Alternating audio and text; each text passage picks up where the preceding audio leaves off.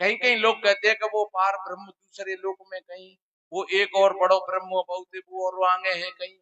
एक भैया कह रहे मेरे से अभी कि महाराज सत्य का इसे कहते हैं। मैंने कहा सत्य का अर्थ होता है जो जिसका कभी नाश नहीं, उसको सत्य। सत्य हमेशा तीनों कालों में सदैव सत्य का अस्तित्व मौजूद रहता है। तो प्रकृति भी सत्य है और चेतना भी सत्य है। प्रकृति गौण सत्य है और चेतना उत्तम सत्य, क्योंकि प्रकृति में परिवर्तन है और चेतना में परिवर्तन नहीं है, इसलिए वो मुख्य सत्य। तो वो कह रहे कि भैया महाराज जी एक बात बताओ, वो सत्य उसको जानेगा कौन? अरे तो तुम ही तो जनैया हो, जी ज्ञान सबके अंदर में है, तुम तो आदमी हो। तुम नमक और शक्कर मिला करके जमीन में डाल दो चींटियों के घर पर, तो चींटी नमक नमक को छोड़ जाएगी और शक्कर शक्कर को बीन बीन करके ले जाएगी भीतर। बाकी अंदर में ज्ञान है क्या नहीं? चींटी के अंदर में ज्ञान है क्या नहीं? इसी को परख कहते हैं।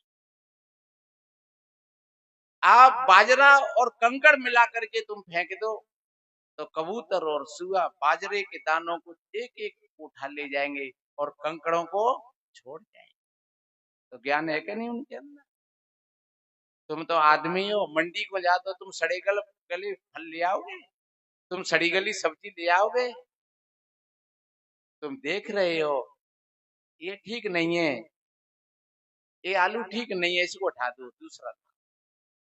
तो कोई तो पारक है, तो वो तुम्हारे अंदर है, उसको थोड़ा और फैलाइए, उसका और विकास करिए धीरे धीरे।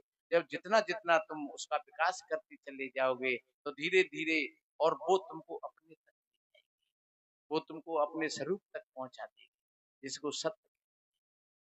तो इसलिए मेरे बहन भाइयों, सत्य हमारे भीतर में, वो सत्य आत्मा है, वो सत्य चेतन है, वो सत्य परमात्मा है।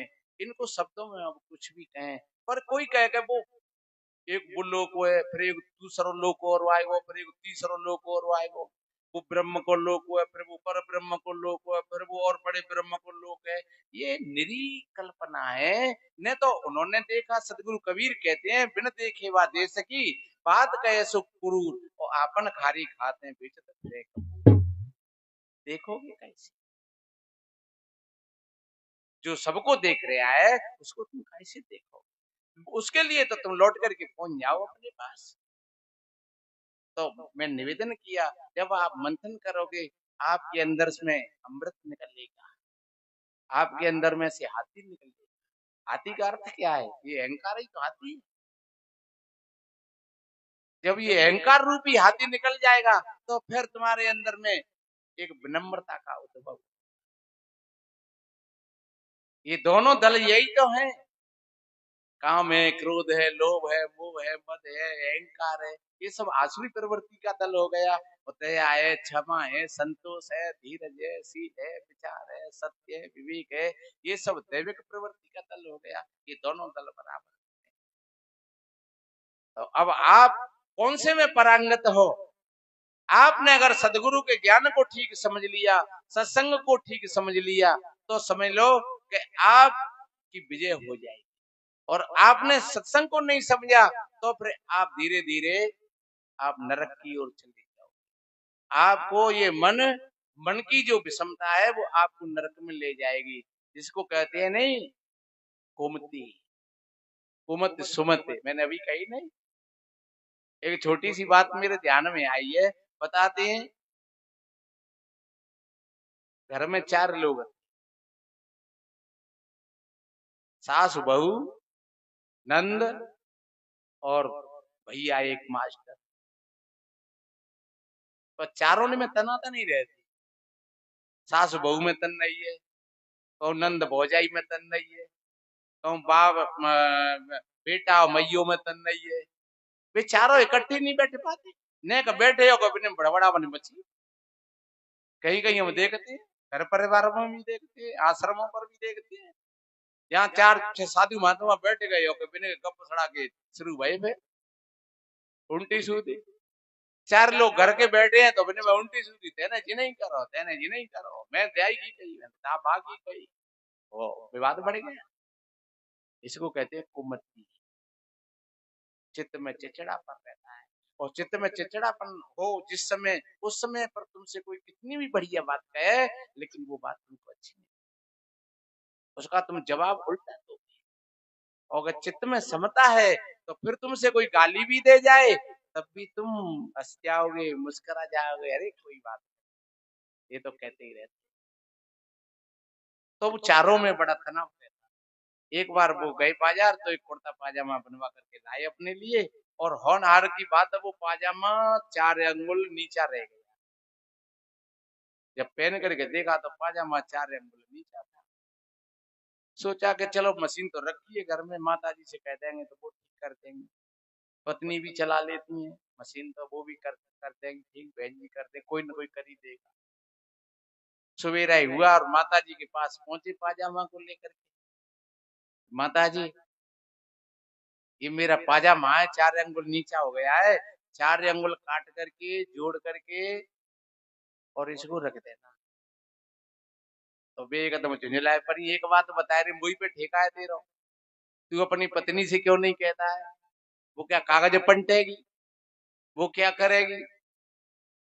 कोई भी काम हो लेकर के मेरे पास आ जाता है, मेरे बस की बात नहीं है। तो माता जी ने फेंक दिया उसको पाजामा। फिर पाजामा को लेकर के पत्नी के पास पहुंचे, बोले देवी जी ये 4 अंगुल पाजामा नीचा हो गया है, इसको 4 अंगुल काट करके जोड़ करके रख देना। देवी जी बोली एक बात बताओ, जा घर में मैं ही रोटी खाती हूँ, वो डुकरिया तो नहीं कह दे, बुढ़े काम है, काम नहीं कर पाएगी का, वो अपनी बहन पे करवा लो, अपनी बहन पे कह दे। कोई भी काम हुआ और मेरे पास आ जाते हैं, मेरे पर नहीं होता है, तो बिन्नू पाजामा। आखिर बहन के पास पहुंचे, बहन जी ये पाजामा हमारा 4 अंगुल नीचा हो गया है, इसको काट करके जोड़ करके रख देना। तो बहन जी ने कहा भैया जब नोटों की गड्डी लाते हो तो भाभी जी को पकड़ा देते हो, और हम तुम्हारी बेकार करें, हमारे बस की बात नहीं है। बहन जी ने, उनका दिमाग और ज्यादा खराब हो गया, बोले चलो कल बाजार जाएंगे तो करवा लाएंगे। पर एक बात का ध्यान रखो, ये क्रोध तुम्हारा स्वभाव नहीं है, प्रेम तुम्हारा स्वभाव है। घंटे 2 घंटे बाद माता जी की समझ में आया, मैंने बेटा से क्या बोल दिया। अरे चलो बहू से लड़ाई है जाती तो है जाते, बच्चे तो मेरा बेटा है। अरे जियनो तो नो सियनो, चलो कोई बात नहीं करें देते। माता जी ने उठाया और 4 अंगुल काट करके और सी करके और उसी कुटी पर रख दिया। फिर कुछ देर बाद बहू की समझ में आई, वहां ने सोची कि खीर मेरा आदमी है और मुझे तो करना ही करना, डुकरिया मरेगी 4 दिन में और लड़की अपने घर जाएगी, मुझे तो करना ही करना। तो बे छोटी से 4 अंगुल बिन्ने काट दे, काट के सीखे और वही कुटी पर रख। फिर बहन जी ने सोची अकीर मेरो भैया है, भाभी ते ना बनती तो बाड़ा में जानती। बहन जी आई, 4 अंगुल बहन जी ने काट दो, काट के सीखे वहीं रख दिया। सवेरा ही हुआ, बुढ़िया ने कहा बेटा देख ली तेने अपनी बहू की और अपनी बहन की, तेरी बहन ने तेरा काम नहीं किया, तेरी पत्नी ने तेरा काम नहीं किया, तेरा काम किया तो फिर मैंने किया।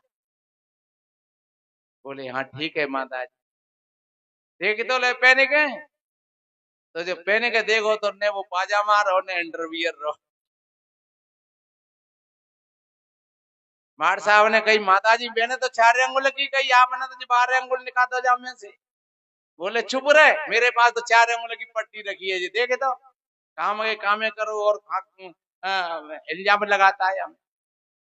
तो 4 अंगुल की पट्टी फेंक दी हो पाजामा पे।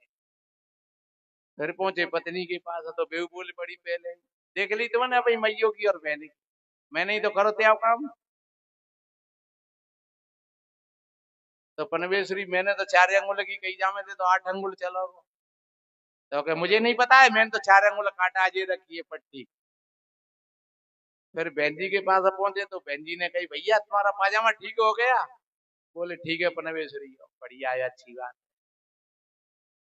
अगर थोड़ी समता होती तो वो चारों एक जगह बैठ जाते, माता जी करते थे या देवी जी करते थे या बहन जी करते थे, एक जनी काम को करते थी और इतना समय भी खराब नहीं होता और कपड़ा भी खराब नहीं होता और समता बनी।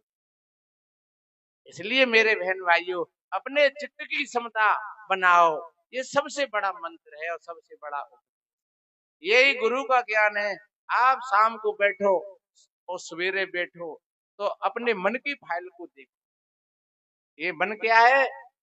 तोरा मन दर्पण कहलाए, तोरा मन दर्पण कहलाए, भले बुरे सारे कर्मों को, भले बुरे सारे कर्मों को देखे और दिखाए, तोरा मन दर्पण कहलाए, तोरा मन दर्पण कहलाए, तोरा मन दर्पण कहलाए। ओ मन ही देवता मन ही ईश्वर, मन से पढ़ने को, मन ही देवता मन ही ईश्वर, मन से पढ़ने को।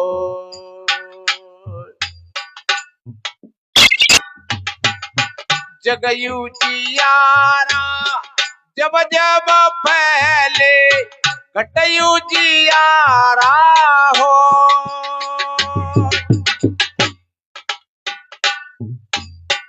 जगयू जियारा जब जब फैले, मनयू जियारा हो,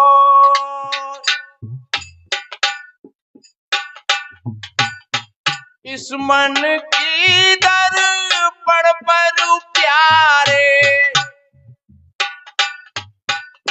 इस मन की दर्पण पर प्यारे, धूल न जमने पाए, तोरा मन दर्पण कहलाए, तोरा मन दर्पण,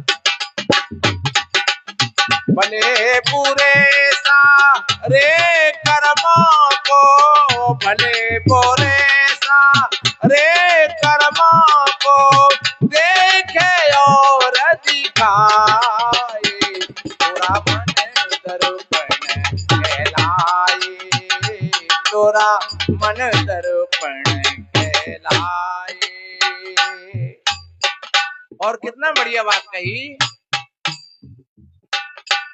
ओ सुख की कलियां दुख के कांटे, मन सब का आधार, सुख की कलियां दुख के कांटे, मन सब का आधार, मन से कोई बात छुपे नहीं, मन से कोई बात छुपे नहीं, मन के नैन हजार, जग से कोई भाग ले चाहे, जग से कोई भाग ले जाए, पर मन से भाग न पाए, तोरा मन दर्पण कहलाए, तोरा मन दर्पण कहलाए, भले बुरे सारे कर्मों को, भले बुरे सारे कर्मों को देखे और दिखाए, तोरा मन दर्पण कहलाए, तोरा मन दर्पण कहलाए, तोरा मन दर्पण कहलाए। ओ तन की दौलत ढलती छाया मन का धन अनमोल तन की दौलत ढलती छाया मन का धन अनमोल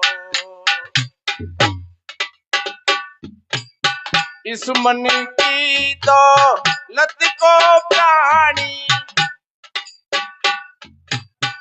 इस मन की दौलत को प्राणी मत मिट्टी में रोल